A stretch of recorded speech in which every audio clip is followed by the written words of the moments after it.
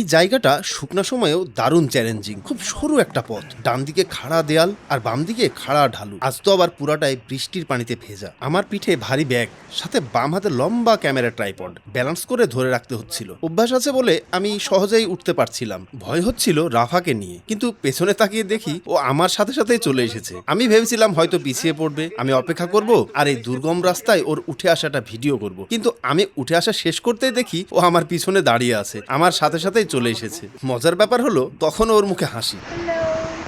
আমি ওকে নিয়ে যে ভয় পাচ্ছিলাম সেটাও ভুল প্রমাণ করে দিচ্ছিল বারবার। ওর সাথে একটা সেলফি তুলতে গেলাম, ও ক্যামেরার দিকে না তাকিয়ে হা করে ধোঁয়া ওঠা পাহাড় দেখতে লাগলো। আর হ্যাঁ, সেই মুখ ভরা হাসি সে তখনও ধরে রেখেছিল। কারণে অকারণে স্বাভাবিক কথাবার্তাতেও ও শুধু হাসছিল। বুঝে গেলাম এটা ওর মুখের হাসি না, এটা ওর অন্তরে বিস্ফোরিত আনন্দের বহিঃপ্রকাশ। ওর কাছে এই জার্নিটা অকল্পনীয় আনন্দের।